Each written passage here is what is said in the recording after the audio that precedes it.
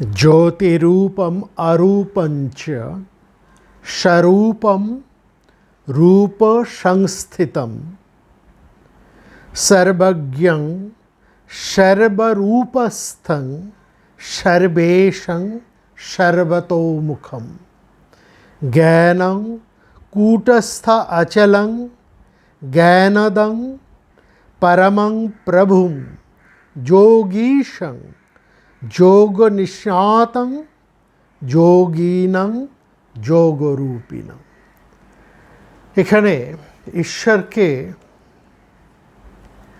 জ্যোতিস্বরূপ, আত্মস্বরূপ, স্বরূপ আত্মস্বরূপ এবং সকল রূপস্বরূপ, সর্বজ্ঞ, সর্বভূতের ঈশ্বর, সর্বেশং এবং সর্বতোমুখম বলে বর্ণনা করা হচ্ছে। সেই সঙ্গে তাকে বলা হচ্ছে তুমি হচ্ছ সেই জ্ঞান স্বরূপ, কূটস্থ অচলং জ্ঞানদং পরমং প্রভু, যোগীশং সমস্ত যোগীদের ঈশ্বরস্বরূপ, সকল যোগীর তুমি স্বরূপ, সর্বরূপ সর্বস্থ, যোগ নিঃস্বাত পরম যোগী এবং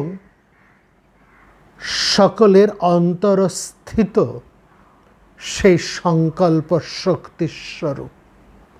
সেই সংকল্প শক্তিস্বরূপ ঈশ্বরকে প্রণাম জানিয়ে যোগ বাসিষ্ঠ রামায়ণের 10ম পর্বের আলোচনা আরম্ভ করছি।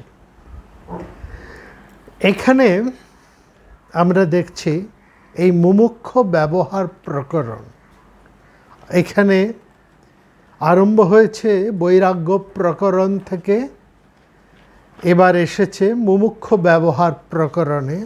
এখানে রামচন্দ্রকে বশিষ্ঠ সবার অনুরোধে তিনি রামচন্দ্রকে কিছু উপদেশ দিচ্ছেন।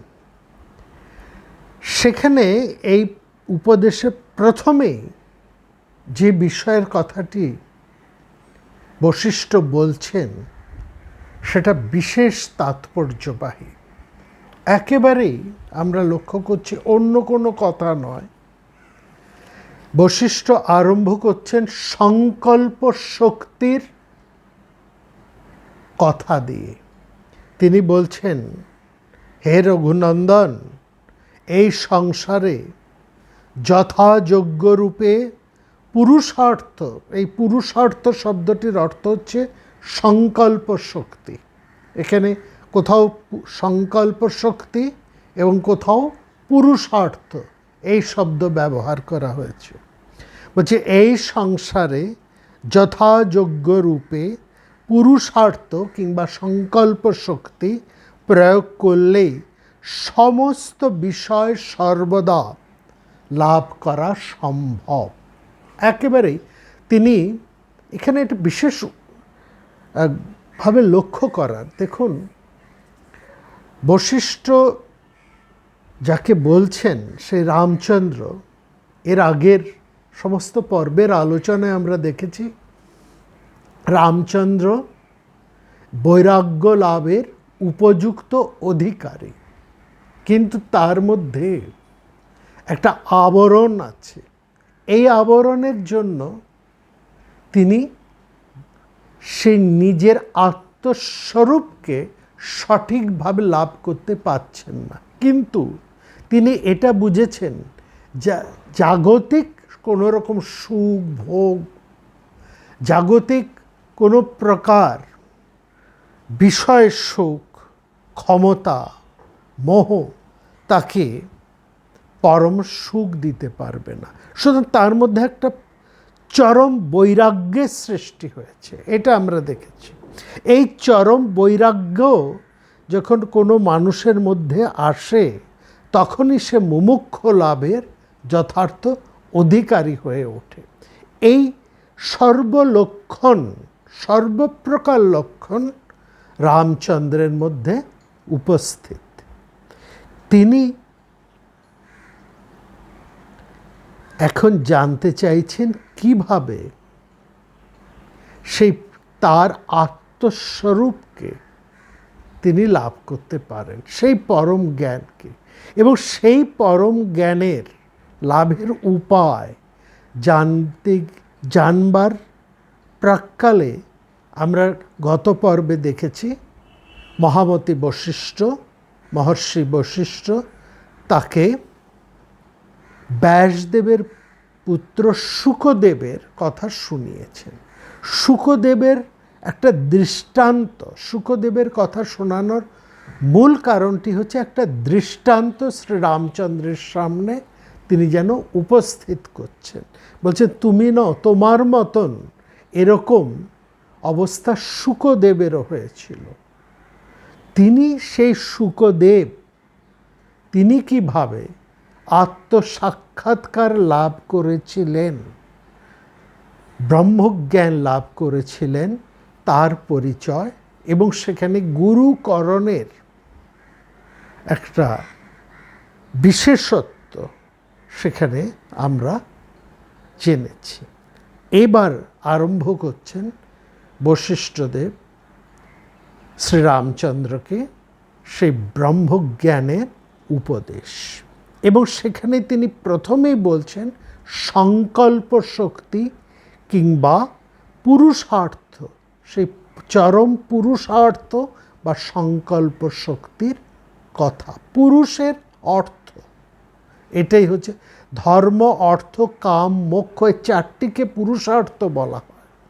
কিন্তু এই চারটি পুরুষার্থ সবার মধ্যে থাকলেও ধর্মের বোধ, অর্থ, কাম অর্থাৎ উদ্দীপনা এবং মোক্ষ লাভের ইচ্ছা, এই চারটি থাকলেও মানুষকে এই চারটি অর্থের সঠিক প্রয়োগ যে শক্তির মাধ্যমে সে এই চারটি বিশেষ জায়গার থেকে, ধর্মর থেকে, অর্থর থেকে, কাম থেকে সেই মোক্ষকে লাভ করতে পারে, সেটি হচ্ছে তার সংকল্প শক্তি, বা কখনো একে বলা হয়েছে অপরিসীম বীর্য শক্তি। এর কথা এখানে বলা হচ্ছে। বলছেন সেখানে যে এই সংসারে যথাযোগ্য রূপে পুরুষার্থ প্রয়োগ করে সবাই সব বিষয় সর্বদা লাভ করতে সমর্থ হয়।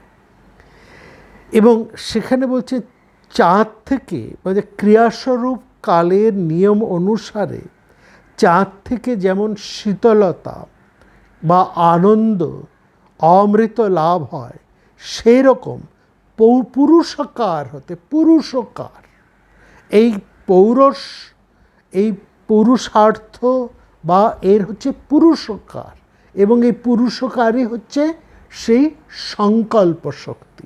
বলে এই পুরুষকারের মাধ্যমেই একজন মানুষ সঠিক জ্ঞান লাভ করে অমৃত লাভ করতে পারে, এবং সেই জ্ঞান লাভ করে সে সর্বপ্রকার সন্তাপ থেকে মুক্ত হয়ে জীবন মুক্ত বা জীবন মুক্ত হয়ে যেতে পারে, জীবন মুক্তি লাভ করতে পারে। এবং সঙ্গে সঙ্গে তিনি এই কথাও বলছেন এছাড়া আর অন্য কোনোভাবে হয় না, এছাড়া আর অন্য কোনো উপায় নেই। একেবারে পরিষ্কার করে বলছেন যে অন্য রূপে হয় না, অন্য কোনোভাবে এটা লাভ করা সম্ভব হয় না। একমাত্র চরম পুরুষকারের মাধ্যমে, ইচ্ছা শক্তি, উইল পাওয়ার, সংকল্প শক্তির মাধ্যমেই একজন মানুষ চরম তৃপ্তি লাভ করতে পারে, ঈশ্বর লাভ করতে পারে, ব্রহ্ম লাভ করতে পারে। এবং সেখানে বলছেন যে শাস্ত্র উপদিষ্ট পন্থা অনুসারে মন, বাক্য এবং শরীরকে চালনা করে একজন মানুষ তার নিজের পুরুষকার অর্থাৎ সংকল্প শক্তির মাধ্যমেই সফলতা লাভ করতে পারে। এটা জাগতিক এবং পারমার্থিক উভয় ক্ষেত্রের জন্যেই কিন্তু সত্য। বলছে একজন মানুষ যদি শাস্ত্রোক্ত প্রণালী অনুসারে চেষ্টা করে তাহলে সে অবশ্যই সেই বস্তু প্রাপ্তি তার হবেই। আর শাস্ত্রোক্ত পথের যদি সে অন্যথা করে তাহলে হয় তাকে অর্ধেক পথ থেকে বিফল হয়ে সরে আসতে হয়। এবং শুধু তাই নয়, তিনি চমৎকার বলছেন এই যে ইন্দ্রের ইন্দ্রত্ব, এও হচ্ছে চরম পুরুষকারেরই নিদর্শন। অর্থাৎ সেই ইন্দ্র, স্বয়ং ইন্দ্রত্ব, এই ইন্দ্র শক্তি লাভ করেছেন তার সংকল্প শক্তি, তার বীর্য শক্তি, তার ইচ্ছা শক্তি কিংবা তার এই পুরুষকার শক্তির মাধ্যমেই। এবং শুধু এইটুকুই তিনি বলছেন না, বলছেন কোনো পুরুষ তার শ্রেষ্ঠ পুরুষকারের মাধ্যমেই কমলাসন ব্রহ্মপদ লাভ করতে পারেন গরুড় ধ্বজ পুরুষোত্তম হয়ে উঠতে, গরুড় ধ্বজ পুরুষোত্তম হয়ে উঠতে। এই সংসারে একজন প্রাণী তার সংকল্প শক্তির দ্বারা তপস্যার মাধ্যমেই শিব রূপে বিরাজ করেন। অর্থাৎ ব্রহ্মের সেই ব্রহ্মত্ব, বিষ্ণুর বিষ্ণুত্ব এবং শিবের শিবত্ব সবই হচ্ছে চরম পুরুষকারেরই নিদর্শন। এটা অসম্ভব গুরুত্বপূর্ণ। অর্থাৎ ব্রহ্মলাভ, বিষ্ণুত্ব লাভ কিংবা শিবত্ব লাভ, এই যে তপস্যা, এই তপস্যা একজন মানুষই তার সেই ঈশত্ব, সেই ঈশ্বত্ব, সেই ব্রহ্মত্বই হোক, বিষ্ণুত্ব মানে চরমতম অবস্থা, এমনকি শিবত্ব পর্যন্ত সে লাভ করতে পারে। কিসের মাধ্যমে না বলছেন, সে লাভ করতে পারে এই পুরুষকারের মাধ্যমে। এই পুরুষকারেরই জয় জয়াকার তিনি প্রথমে উদ্ঘোষণ করছেন। এইটা ভীষণ। অর্থাৎ গুরু তার ছাত্র আন্তর্শক্তিকে, তার সংকল্প শক্তিকে, তার প্রাণ শক্তিকে প্রথমেই চেতিয়ে দিচ্ছেন, জাগিয়ে দিচ্ছেন। আর এটা তো ঠিক। খুব চমৎকারভাবে আমরা এখানে দেখি বুদ্ধদেব, হ্যাঁ, তিনি শেষ শয্যায় শায়ীন, একেবারে মহাপরিনির্বাণ শয্যায় শায়িত বুদ্ধদেব। তার প্রিয় শিষ্য আনন্দ কোলে মাথাটি রেখে বুদ্ধদেব তার পরিনির্বাণ শয্যায় শায়িত। তার মৃত্যুর পূর্বলগ্নে উদ্বিগ্ন আনন্দ তাকে ব্যাকুলভাবে প্রশ্ন করছেন, বলছেন, প্রভু তুমি তো চললে, এখন আমাকে নিয়ে কে চলবে, কেই বা দেখাবে পথ? বুদ্ধদেবের প্রশান্ত উত্তর, আনন্দ অত্তদ্বীপ ভব। অত্তদ্বীপ ভব, অত্তদ্বীপ মানে আত্মদ্বীপ ভব, নিজেই নিজের প্রদীপ হও। তারপরে আরও বললেন, আনন্দ এ কথা কোনো দিনও ভুলো না, বুদ্ধ শুধু পথ দেখাতে পারেন, চলা কিন্তু তোমাকে নিজেকেই চলতে হবে। এটা হচ্ছে সবচাইতে গুরুত্বপূর্ণ কথা। গুরুর কাঁধে বসে অধ্যাত্ম পথের সারণী পার হওয়া যায় না। গুরু পথ দেখাবেন, হয়তো প্রয়োজনে হাত ধরে খানিকটা এগিয়েও দেবেন। খানাখন্দে পড়ে গেলে একটু তেমন অবস্থায় হয়তো একটু উঠে দাঁড়াবার জন্য হাতটা একটু বাড়িয়েও দেবেন, কিন্তু তাকে নিজেকেই চলতে হবে। পথক্রমণের পরিশ্রমটি শিষ্যকেই করতে হবে। গুরু সব করে দেবেন এমনটা কিন্তু কখনোই হয় না। এই ক্ষেত্রে সাধক জীবনের সংকল্প বীর্য, এটি ভীষণ, বা সংকল্প শক্তি, যাকে অধ্যাত্ম শক্তিও বলা হয়, এই সংকল্প শক্তির মাধ্যমেই একজন মানুষ অধ্যাত্ম শক্তি লাভ করে। এই শক্তির, এই সংকল্প বীর্যের গুরুত্বটা অপরিসীম। প্রথমেই গুরু শিষ্যকে, দেখুন এখানে কি চমৎকারভাবে বৈশিষ্ট্য রামচন্দ্রের মাধ্যমে আমাদেরকে যেন প্রস্তুত করে দিচ্ছে। প্রথমে আমাদেরকে শক্তিমান হতে হবে, বীর্যমান হতে হবে, ধারণ ক্ষমতার, এই যে ধরব, যা জিনিসকে আমরা আহরণ করব, যা জিনিসকে আমরা নিজেদের মধ্যে নেব, সেই নেবার ক্ষমতা, ধারণ করবার ক্ষমতা, তার জন্য নিজেদেরকে প্রস্তুত করে নিতে হবে। এই প্রস্তুতিটা হচ্ছে সংকল্প বীর্য বা সংকল্প শক্তি। এখানে দেখুন, এই এক জায়গায় কঠোপনিষদের মধ্যে আমরা দেখছি যমরাজ তিনি প্রথমেই কিন্তু নচিকেতাকে তরুণ কিশোর নচিকেতাকে কিন্তু আত্মজ্ঞান দিচ্ছেন না, কত প্রলোভন দেখাচ্ছেন, তোমাকে এই দেব, সেই দেব, রাজ্য দেব, বিলাসের উপকরণ দেব, তুমি শুধু তোমার সত্য অনুসন্ধান পথটা ছেড়ে দাও। কিন্তু লক্ষ্য করুন, সেই কিশোর নচিকেতা তিনি কিন্তু ভুলবার নন, তিনি তার সংকল্পে অটল। বললেন, যমরাজ, তবৈব বাহস্তব নৃত্য গীতে, রাজ্য, রথ, নৃত্য, গীত সব তোমারই থাকুক, কারণ আমি জানি না বিত্তেন তর্পণীয় মনুষ্য অর্থ সম্পদে সত্যকার তৃপ্তি নেই। আমি শুধু সিদ্ধি চাই, বরস্তু মে বরণীয় স এব। কিসের জোরে কিশোর নচিকেতা সব রকমের প্রলোভনের কুহেলি মায়া অক্লেশে কাটিয়ে উঠতে পারলেন?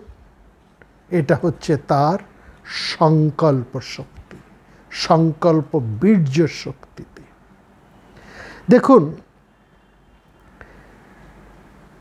ওই আপনারা যদি যিশুর জীবনটা দেখেন, সেখানে দেখুন তপস্যারত যিশুকে কত রকম প্রলোভন দেখাচ্ছেন শয়তান।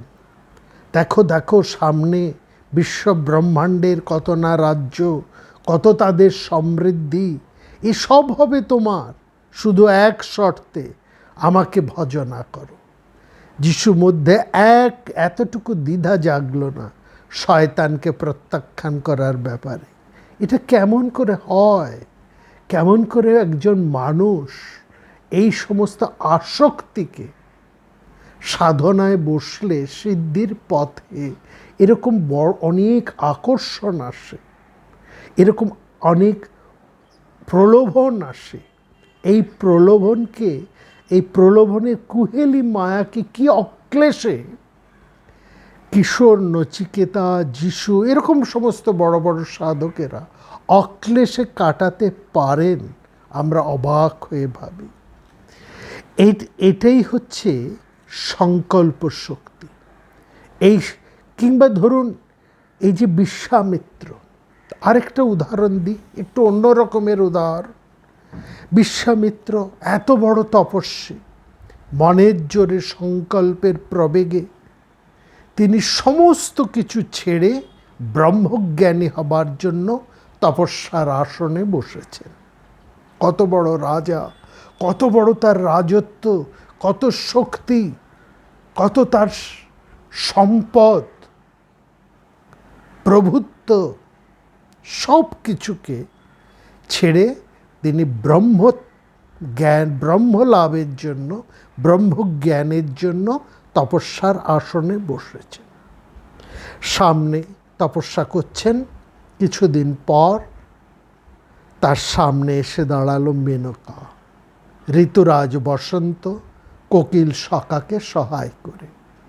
তপস্বীর তপশক্তি বিধ্বস্ত হয়ে গেল। বিশ্বামিত্রের ঘটে গেল পতন। তার ইচ্ছা শক্তি প্রলোভনের মুহূর্তে সংগ্রামে বিজয়ী হতে পারল না। অথচ বৎসরান্তে সেই বিশ্বামিত্রই তার প্রিয়তমা মেনকা এবং সদ্যজাতা কন্যা শকুন্তলার মোহ নিঃশেষে পদদলিত করে নিজের তপস্যার পথে আবার ফিরে গেলেন। এই সংকল্প শক্তি, এই নতুন বীর্য শক্তি তাকে আবার নতুন করে তাকে তার আসনে, তপস্যার আসনে দৃঢ়তর করে আবার বসালো। এইখানেই দেখুন যে এই যে সাধন পথ, এই যে তপস্যার পথ, এই যে কোনো কিছু লাভের পথ,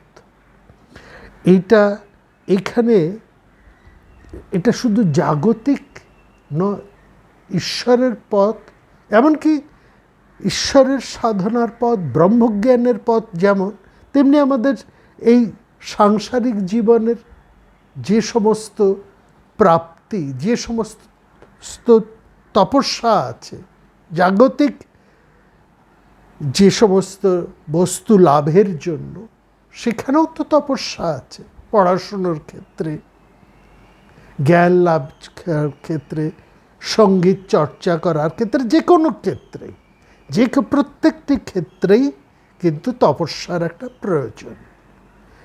সবটাই যে ব্রহ্মজ্ঞানের ক্ষেত্রে একমাত্র তা তো নয়, যে কোনো সাধনার ক্ষেত্রেই এই সংকল্প শক্তির ভীষণ গুরুত্বপূর্ণ। এখানে খুব চমৎকার করে সেখানে বাউল ধর্মের মধ্যে বলা হচ্ছে, জলের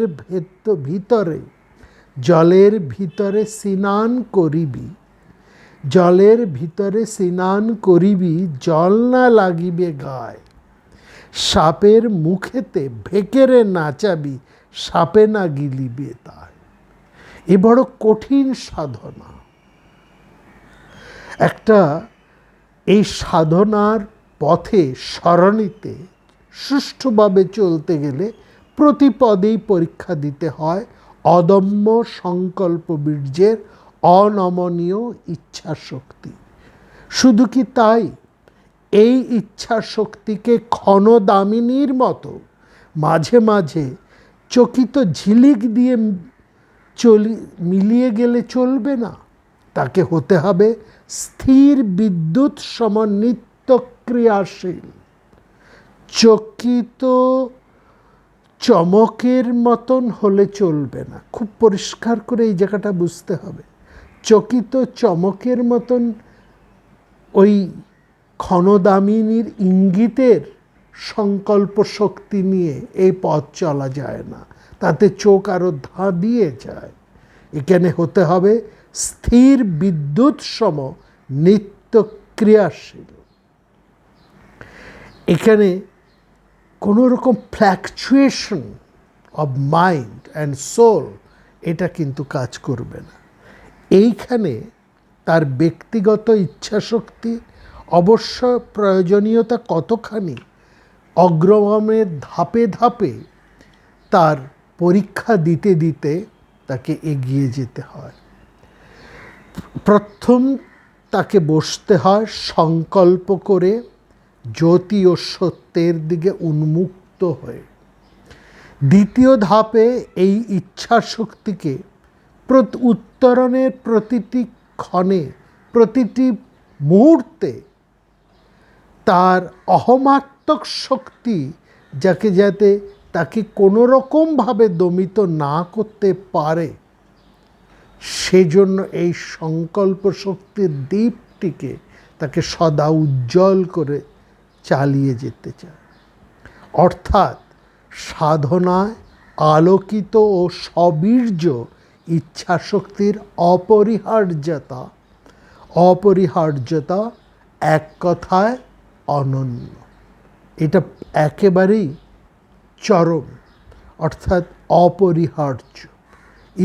সবীর্য ইচ্ছাশক্তি অপরিহার্য, অর্থাৎ আমাদের এই যে চলা, সেখানে বিশ্বামিত্র রামচন্দ্রকে বলছেন এই যে চলা, এই যে তপস্যার পথে চলা, সাধকের এই যে অনুব্রজন বা তার এই যে তপস্যার ধারা, এটা হবে বিরতিবিহীন।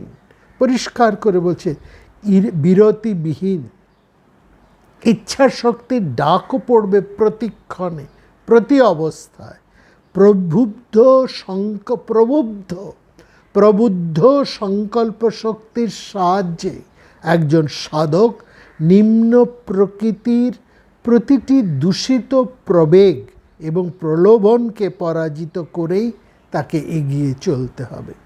না হলে সে এই শরীরের এই যে 9টি ছিদ্র, নবছিদ্র পাত্রে, এই শরীরের নবছিদ্র পাত্রে সে সেই দিব্য জ্যোতিকে, দিব্য বাড়িকে ধারণ করবে কি করে? সে তো এই দেহের মধ্যেই সেই দিব্য শক্তিকে ধারণ করার জন্যই তো এই তপস্যায় বসেছে, এবং এই শরীরের তো 9টা ফুটো রয়েছে। সুতরাং তাকে নিম্ন প্রকৃতির প্রত্যেকটি দূষিত প্রবেগ এবং প্রলোভনকে পরাজিত করেই তাকে এগিয়ে চলতে হবে। এখানে প্রশ্ন আসছে, ভীষণ একটা বড় জিজ্ঞাসা আসে, এই যে ইচ্ছা শক্তি বা সংকল্প বীর্যের কথা আমরা বলছি, তার স্বরূপ মানে তার সত্যকার স্বরূপটা কেমন? এটা কেমন? এর উৎস কি? এর প্রকৃতি কি? কখন বুঝবো? কিভাবে বুঝবো যে ক্রিয়াশক্তি সাধক যে ক্রিয়াশক্তি প্রয়োগ করছে সেটা তার সত্যকার সংকল্প শক্তি, কোনো মেকি ছদ্ম শক্তি নয়? কারণ এ ব্যাপারেও সাধককে বিশেষ সতর্ক থাকা প্রয়োজন। আমাদের এখানে বলা হচ্ছে, এই আলোচনার মধ্যে বলা হয়েছে, আমাদের চেতনা এবং প্রকৃতির মধ্যে এমন অনেক শক্তি বিদ্যমান যারা আপাত দর্শনেও সংকল্প শক্তি বলে মনে হলেও আসলে কিন্তু তা নয়, পরন্তু অনেকভাবেই আমাদের সাধনার পথে সেই শক্তিগুলো অহিতকর। সবার আগে দেখে নেওয়া প্রয়োজন, বোঝা প্রয়োজন, এই সংকল্প শক্তি বলতে যাকে ইংরেজিতে বলা হয় উইল পাওয়ার, এইটা কোন শক্তিকে বোঝানো হচ্ছে? মানুষের এই প্রাকৃত জীবন বাসনা কামনার নিগড়ে আবদ্ধ, এটা আমরা সবাই জানি। এই বাসনার আছে দুটো রূপ, দুটো দিক। এই বাসনার নিচ থেকে বা উপর থেকে দেখলে তার দুটো স্বরূপ প্রতিভাত হয়। কি দেখতে পাই? নিচ থেকে যদি আমরা দেখি, কামনাকে যদি দেখি, তাহলে একটা অন্ধ প্রবৃত্তি, একটা তাড়না। সে কি চাইছে সেটা সে নিজেই জানে না। আমার তখন মনে হয় সে যা চাইছে সেটা সে ভুল করে চাইছে, যেটা সে পাচ্ছে সেটাকে কিন্তু সে চাইছে না। মানে সে একটা বাসনার অঙ্কুশ তাড়নায় সে ছুটে বেড়াচ্ছে। কি চায়, কোনটা তার প্রয়োজনীয়, যেটা পাচ্ছে সেটা সে সত্যিই চাইছে কি না, আর যেটা সে চাইছে সেটা সত্যি তার চাওয়ার দরকার কি না, এগুলোকে সে জানে না। আর ওই বাসনার উপর দিক থেকে যদি দেখি, তাহলে একটা গভীরতর সত্যতর রূপ আমরা তখন কিন্তু দেখতে পাই।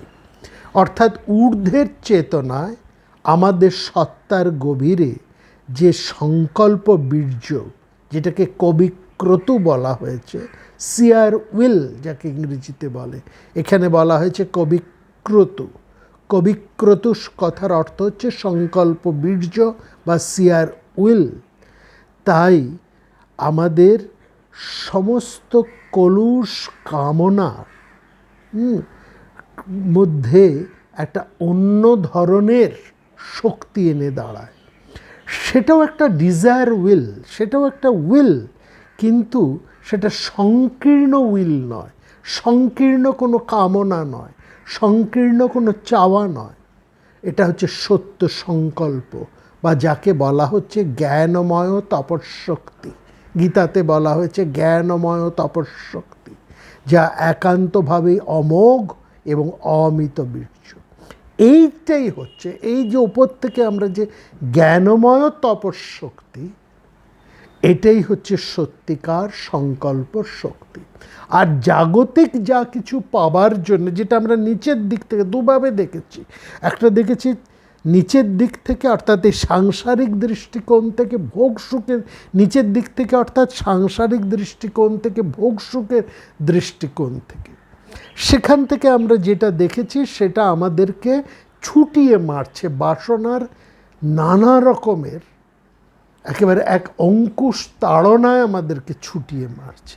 আর যদি আমাদের এই জীবনটাকে আমরা ওপর থেকে দেখি, তাহলে আমরা পাই একটা সত্যকার সংকল্প বীর্যের পরিচয়, এক সহজ স্বচ্ছন্দ প্রবুদ্ধ এবং অমোঘ ক্রিয়াশক্তি।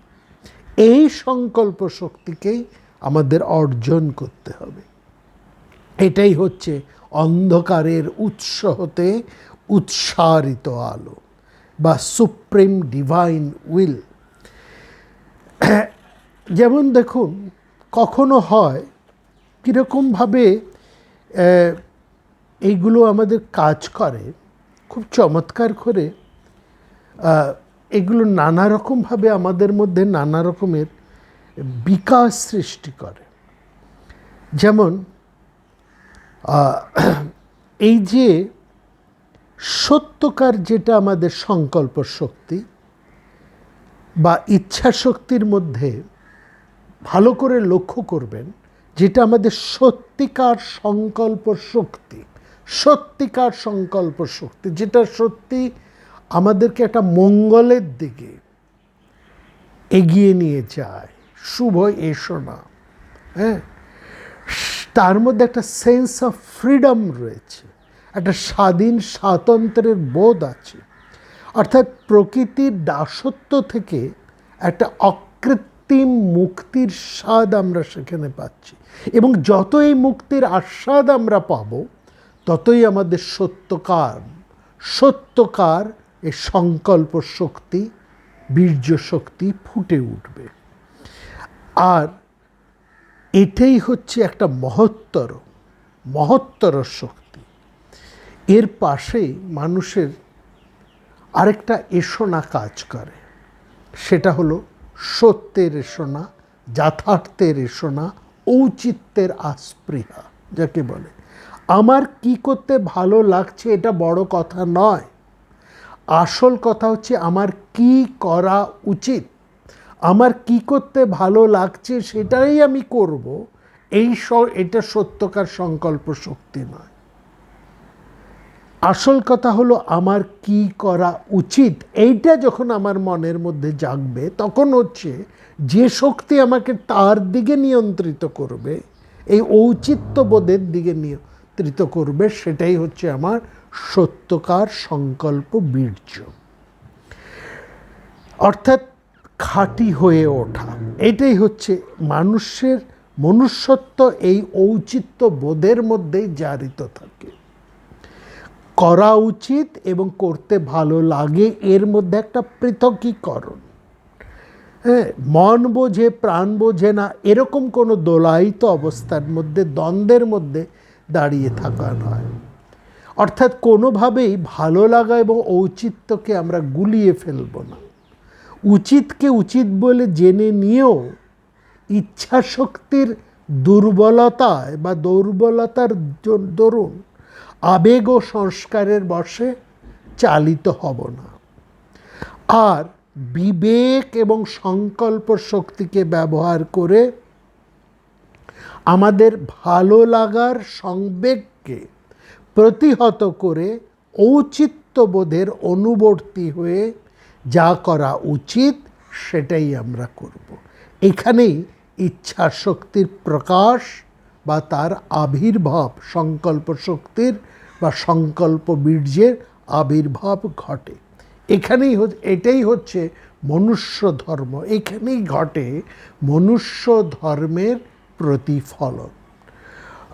অর্থাৎ যদি আমরা আমাদের আন্তঃশক্তি দিয়ে এগিয়ে যেতে না পারি, উইল ফর প্রোগ্রেস, প্রগতিকামী ইচ্ছাশক্তিকে দিয়ে আমরা যদি এগিয়ে যেতে না পারি, তাহলে কিন্তু আমরা আমাদের মনুষ্য পরিচয় থেকে আমরা সরে থাকি।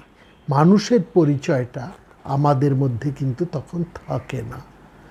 তখন যেটা থাকে সেটা হচ্ছে মানুষ্য রূপে একটা পশুর পরিচয়। তো এইখানে পরিষ্কার বুঝে নেওয়ার দরকার, খুব চমৎকার করে বিশ্বামিত্র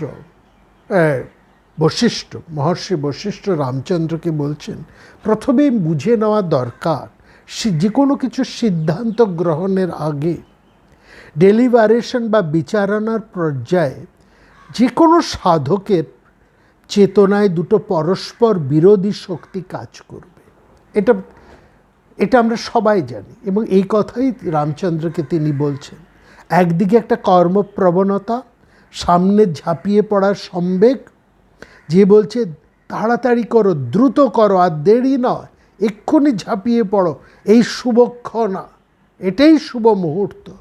আরেকটা মন, সেই মনেরই আরেকটা দিক, একটা তার মধ্যে আমরা একই সঙ্গে লক্ষ্য করি একটা শঙ্কার ভাব, একটা জড়তার বাধা। কি চমৎকার করেই না এখানে দেখুন বাস্তব পরিচয়টা তুলে দিচ্ছেন আমাদের কাছে বশিষ্ঠ। বলছে একটা সেই একই মনে যে মন বলছে এই ঝাঁপিয়ে পড়ো, এখনই শুভক্ষণ, তুমি ঝাঁপিয়ে পড়াটাই শুভক্ষণ। আরেকটা মন, সেই একই মনে আরেকটা অংশ, সে বিচার করতে বসেছে, একটা শঙ্কার ভাব, একটা জড়তার বাধা। আর সেই যেন বলছে সাবধান, এত তাড়াহুড়ো করো না, আর একটু সুবুর করো, এত তড়িঘড়ি সিদ্ধান্ত নেবার কি দরকার, একটু শুভ মুহূর্ত বিচার করো। এই যে একটা ইম্পালশন আর ইনহিবিটেশন, হ্যাঁ, এর একটা সৌষম্য যখন ধরা পড়ে, তখন সত্যিকার যে সংকল্প শক্তি, সেটা কিন্তু ওই যে দুর্বলতা, ওই যে সংশয়, তাকে মুহূর্তের মধ্যে সরিয়ে দিয়ে আমাদেরকে সে কর্মে প্রচোদিত করে। অর্থাৎ যদি আমরা হাজার রকম চিন্তার মধ্যে, বিচারের মধ্যে জড়িয়ে পড়ি, তাহলে আমাদের শুভ মুহূর্ত কিন্তু কখনই আসবে না। সুতরাং এইটাই হচ্ছে খুব বড় জিনিস। এবং সেখানে খুব চমৎকার করে না, এই জায়গায় আমাদের এই যে মানসিক ক্রিয়া হয়, এখানে 10টা ধাপে কি চমৎকার করে এর প্রত্যেকটা আমাদের এই মানসিক অবস্থাটাকে বিচার করে দেখানো হয়েছে। দেখুন, বলছেন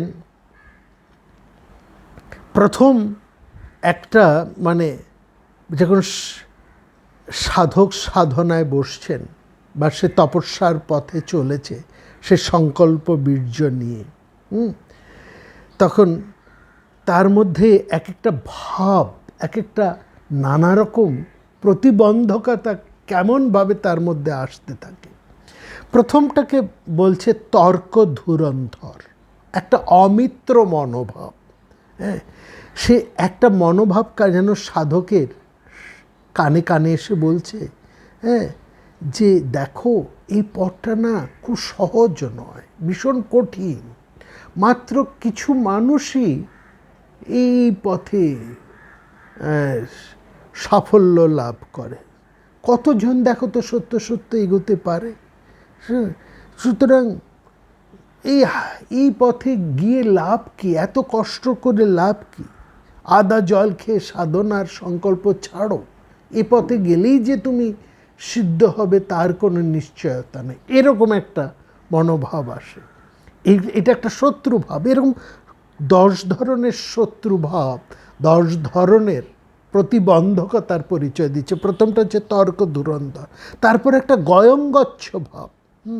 বলছে এত তাড়াহুড়ো করার কি আছে, সাধনা তো করবে, তার জন্য তো সারা জীবন পড়ে আছে, এই জীবনটা আর কিছুদিন ভোগ সুখ করো, তারপরে না হয় সাধনা করা যাবে।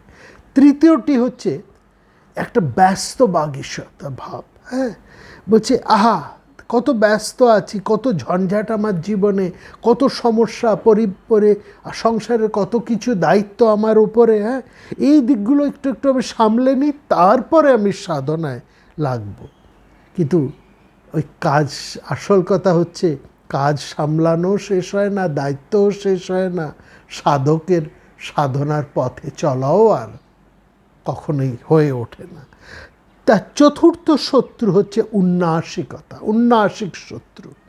হ্যাঁ, তাকে বলছে যে এ কোনো দিন হয় না, এরকম হতে পারে না, মিছিমিছি সাধনা করে করে মুখ মাথা কুটে মরছো কেন, যেমন ভোগ চলছে চলুক, এই জীবন তোমার একটাই জীবন, একে ভোগ করো, একে সঙ্গে একটু লোক দেখানো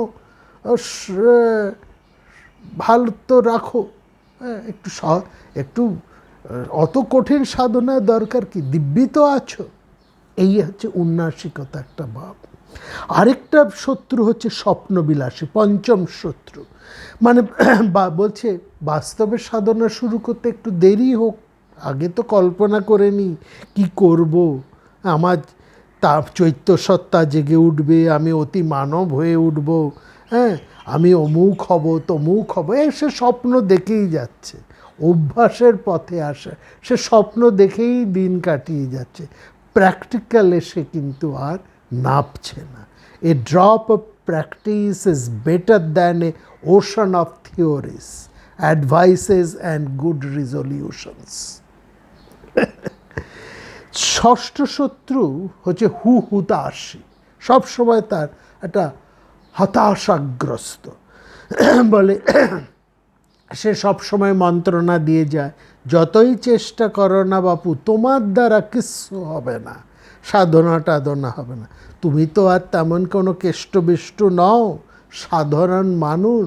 ওরকম হতে হলে একটা মহত্তর মানুষ হতে হয়, খুব শক্তিশালী মানুষ হতে হয়, দিব্য মানুষ হতে হয়, তুমি তো সাধারণ মানুষ।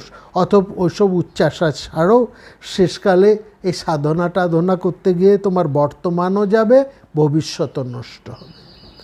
সপ্তম মনোভঙ্গি, যাকে অশুভ মনোভঙ্গি, তাকে বলছে অতি সাবধানে। তারা বলে যে পদে সাধক চলেছে বারবার তার কানের কাছে এসে ফিস করে, সাবধান, বড় বেশি সাধনা করতে যেও না, শেষকালে কি বেহেড হয়ে মরবে।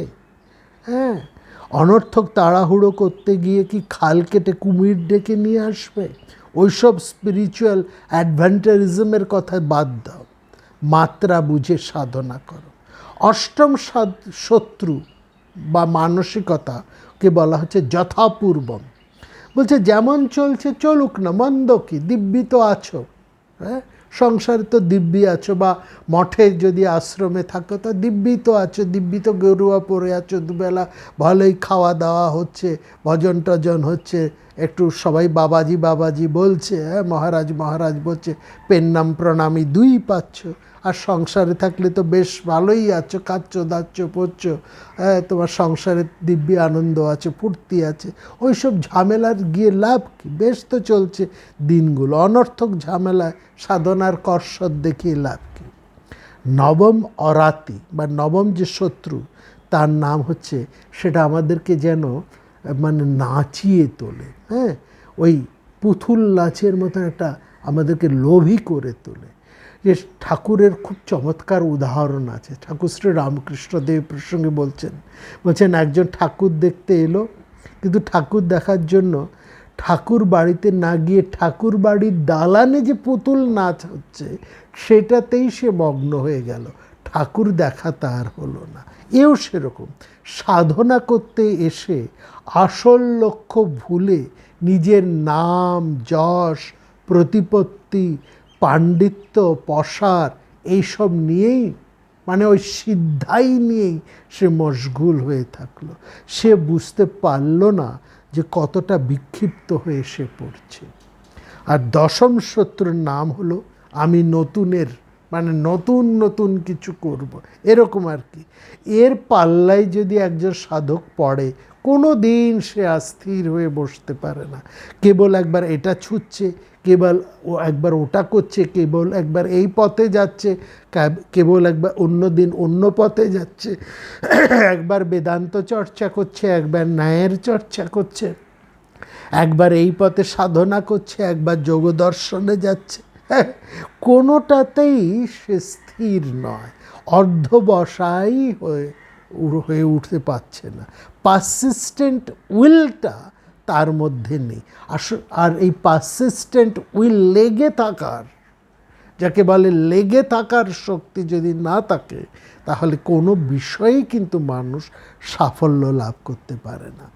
তাহলে কেমন করে একজন সাধক সে লাভ করবে সেই উইল পাওয়ার, যা বুদ্ধের মধ্যে ছিল, যা বিবেকানন্দের মধ্যে ছিল, সাধারণ এরাই তো দেখানো হয়েছে। এই যে মহামানবেরা এসছেন, বুদ্ধ এসেছেন একটা রাজ পরিবারে, রাজার পুত্র, তার আদর যত্নের মধ্যে লালিত পালিত, তার বিয়েও হয়েছে, সন্তানও হয়েছে, ভোগ সুখ সব কিছুর মধ্যে থেকেও যে একজন মানুষ তারপরেও তার উইল পাওয়ারের মধ্যে দিয়ে, সংকল্প বীর্যের মধ্যে দিয়ে যে সে ব্রহ্মশক্তি লাভ করতে পারে, এ দুটো দিকে দুটো দৃষ্টান্ত, একদিকে বুদ্ধ আর একদিকে বিবেকানন্দ। কি করে মানুষ এটা লাভ করবে? সেটা হচ্ছে যে একটা তার মধ্যে আমি পারি না, পারবো না, এ ধরনের মনোভাব কোনোরকমভাবেই প্রশ্রয় করতে যাবে না। এইটা হচ্ছে একটা গুরুতর দুর্বলতা বা দুষ্ফল। এরকম যদি তার মধ্যে ভাব থাকে, তাহলে এই যে ঈশ্বরের বা গুরুর যে একটা করুণা শক্তি, যেটা উপর থেকে নিচে নেমে আসে, এটা রুদ্ধ হয়ে যায়। সবসময় গ্রেস আছে, ঈশ্বরের সেই কৃপা বাতাস বইছে, কিন্তু নিজের পালটাকেও তুলে দিতে হবে। ঠাকুর খুব চমৎকার বলছেন, কৃপা বাতাস বইছে, কিন্তু তা কৃপা বাতাস বইছে বলেই তোমার নৌকো ভেসে এগিয়ে তত্তর করে এগিয়ে যাবে না। নিজের পালটাকে তুলে হালটাকে শক্ত করে ধরে রাখতে হবে। But the grace is there, it is always there, it only asks to be allowed to help, one does not let it work. এইটাকে নিজেকে দিতে, অর্থাৎ তাকে তার চাওয়াটাকে সহস্র গুণ বাড়িয়ে দিতে হবে। অর্থাৎ কোনো রকম হা হুতাশ, কোনো রকম নেগেটিভ ভাবনা তার মনের মধ্যে এতটুকু প্রশ্রয় দিতে, অর্থাৎ মেদাটে ভাব থাকবে না। তাকে চলতে হবে একটা সংগ্রামের আনন্দে, বিজয়ের আনন্দে, প্রগতির আনন্দে, জয় অফ প্রোগ্রেস নিয়ে।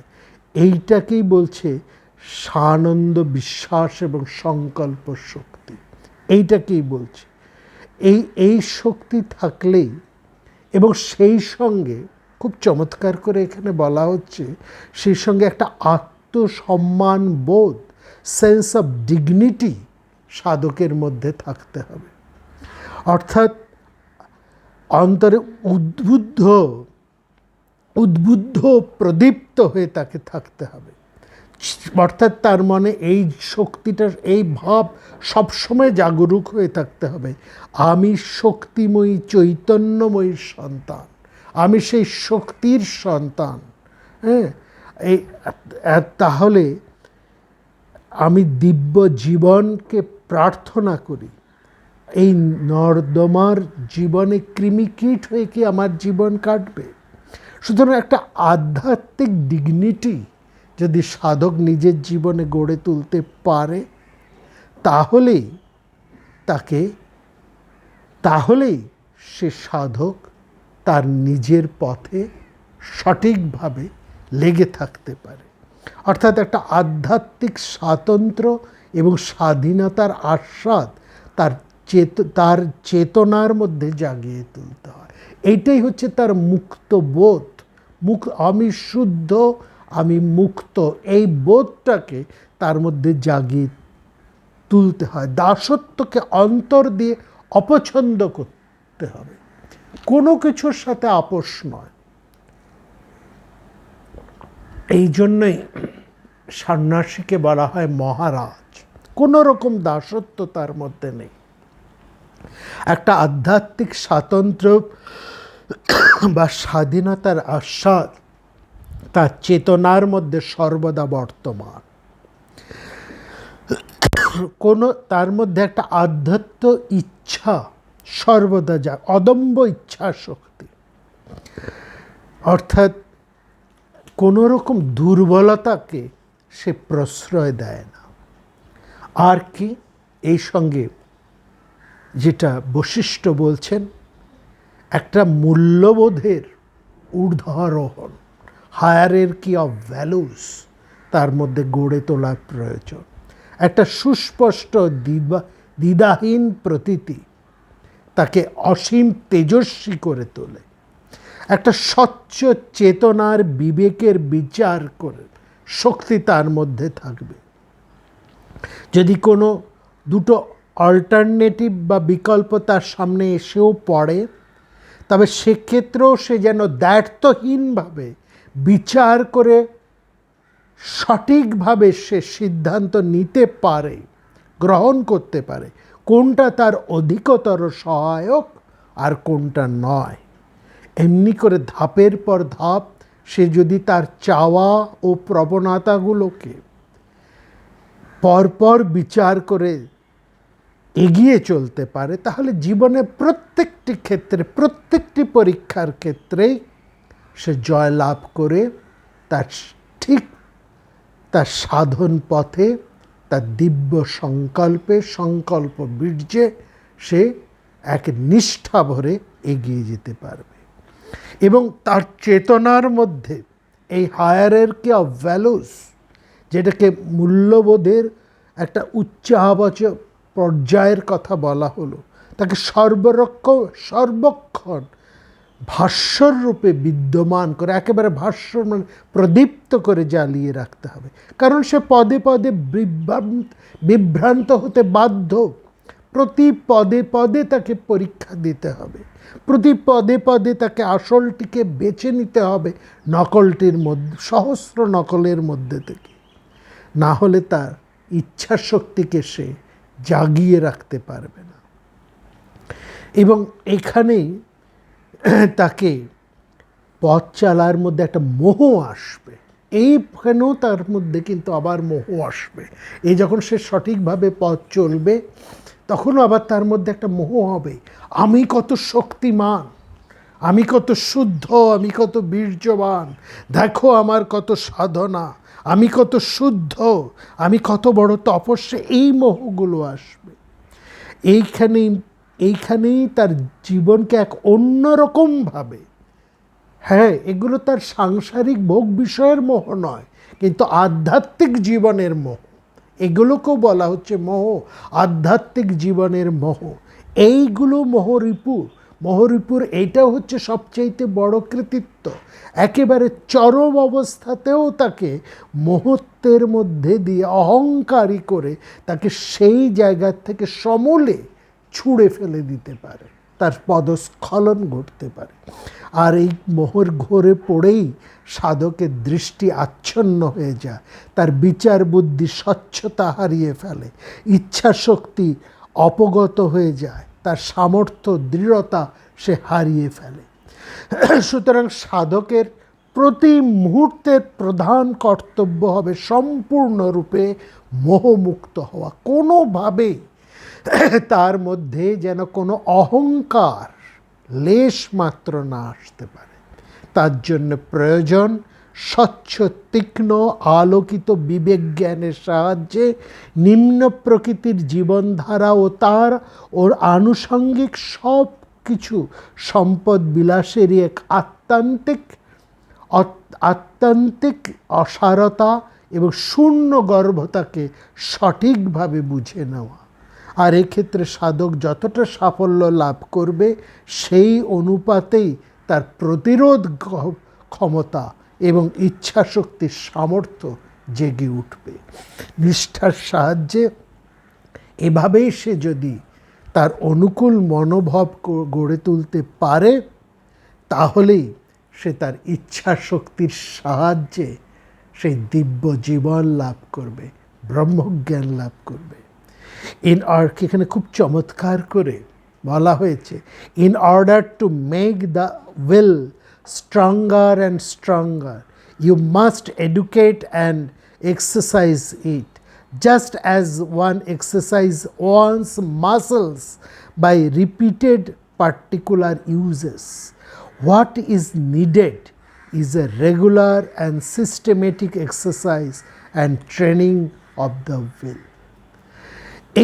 এই জায়গায় সাধককে পূর্ণ সচেতন হয়ে থাকতে হবে, মন প্রাণ যেন তার এতটুকু বিক্ষিপ্ত না হয়। সে যখন সিঁড়ি দিয়ে উঠবে সচেতনভাবে উঠবে, যখন সে স্নান করবে সে তখন সচেতন হয়ে স্নান করবে, প্রত্যেকটা গতিবিধি সম্পর্কে সচেতন থাকবে, নিজের চেতনাকে ক্রিয়াশীলা প্রকৃতির সুসতর্ক অভিভাবক রূপে তৈরি করে নিতে হবে। এটা হয় বারবার অভ্যাসের মাধ্যমে। অভ্যাসের মধ্যে যে দাসত্বকে সে যদি সচেতনভাবে কাটাতে পারে, তবে সে সঠিক ক্ষেত্রে সঠিক সিদ্ধান্ত নিতে পারবে। ঝোঁক বা অলস ইচ্ছা সর্বতোভাবে পরিহার করতে হবে।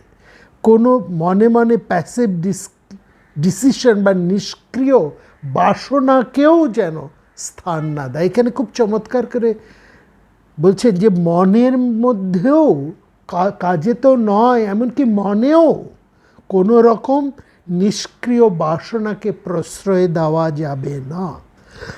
প্রত্যেকটা আলোকিত ও সুবিবেচিত ডিসিশনকেই এক্সিকিউট করতে হবে, তাকে কর্মে রূপ দিতে হবে। এমনি করেই সে তার সংকল্প বীর্যকে প্রদীপ্ত করে তুলতে পারবে এবং এইভাবেই তার পুরুষের ইচ্ছা শক্তিকে নিয়ত ক্রিয়াশীল করেই সে তার পরম ঈপ্সিত বস্তুকে সে লাভ করতে পারে। এবং সেখানে আরও এইটুকু নয়, সেখানে বশিষ্ঠ বলছেন নিজের মন প্রাণ হৃদয়ের মধ্যে একটা প্রশান্তির ভাব প্রতিষ্ঠা করতে হয়। কোনো বিন্দুমাত্র চাঞ্চল্য সেখানে যেন স্থান না পায়। ওই প্রশান্ততার ভূমিতে দাঁড়িয়ে চেতনার সন্ধানী আলোতে নিজের পথ দেখে নিতে হয়, নিজের লক্ষ্য চেতনাকে উজ্জ্বল করে নিতে হয়। দ্বন্দ্ব, সর্বপ্রকার দ্বন্দ্বকে পরিহার করে শান্তভাব বিমুক্ত অবস্থায় পর্যালোচনা করে প্রত্যেকটা সিদ্ধান্তকে গ্রহণ করতে হয়। নিজের স্বভাবকে বিশ্লেষণ করে দেখতে হয়, নিজের চাওয়া প্রত্যেকটি ভাবকে বিচার করে দেখতে হয় যে সেগুলো আমার লক্ষ্য সিদ্ধির অনুকূল কিনা, তারা কি আমার সাধন জীবনের কর্তব্যের সঙ্গে সুসঙ্গত। যদি সেগুলো বিরোধী ভাবাপন্ন হয়, মুহূর্তের জন্য কোনো রকম মায়া না করে তাকে ত্যাগ করতে হয়। এই কাজ তো সহজে ঘটে না, বলছে এর জন্য অভ্যাস বারবার করে চলে যেতে হয়। চেতনায় ভাস্বর হয়ে নিজেকে উজ্জ্বল করে তুলতে হয়। সবসময় মনে রাখতে হবে তুমি হচ্ছে সেই চৈতন্য শক্তি। সেইখানেই দেখুন ওই ঘুরে ফিরে সংকল্প শক্তিকে ওই চৈতন্য শক্তির সাথেই যোগ করে দিচ্ছে। সংকল্প শক্তি কিন্তু আলাদা কিছু নয়, মানুষের সেই চৈতন্য শক্তি।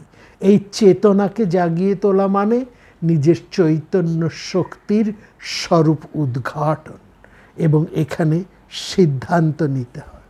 তবে হ্যাঁ, সব শেষে খুব সাবধান করে দিয়ে, একেবারে সাবধান করে দিয়ে সেখানে বশিষ্ঠ বলছেন, বেশি আবার বিচার করতে যেও না, বেশি বিচার করতে গেলে সব কিছু আবার নষ্ট হয়ে যায়। অনর্থক যদি দেরি করো আরও সর্বনাশ, সেখানে সব কিছু ভণ্ডুল হয়ে যাবে। সাধক জীবনে সংকল্প, বীর্য, ইচ্ছা শক্তির এই যে অবশ্য প্রয়োজনীয়তা এবং তাদের বৃদ্ধি বিধানের যে শর্ত এবং দীর্ঘ প্রক্রিয়া, এর একটা দীর্ঘ আলোচনা অনেকগুলো অধ্যায় জুড়ে বশিষ্ঠ করেছেন রামচন্দ্রের কাছে। অর্থাৎ রাম সাধনার প্রাথমিক অবস্থায়, প্রথম অবস্থায় নিজেকে তৈরি করে নেওয়া, নিজেকে দৃঢ়তর করে নেওয়া, সেই চেতনার সাথে যুক্ত করে নেওয়া, চেতনার চৈতন্য লোকের সাথে নিজেকে যুক্ত করা, চেতনায় চৈতন্যতে নিজেকে প্রদীপ্ত করে তোলা। চেতনা, আমার চেতনায় চৈতন্য দে মা চৈতন্যময়ী, এই হচ্ছে সাধকের পরম প্রার্থনা। নমস্কার। আগামী পর্বে আবার আমরা আসব এরকমই একটি বিষয় নিয়ে।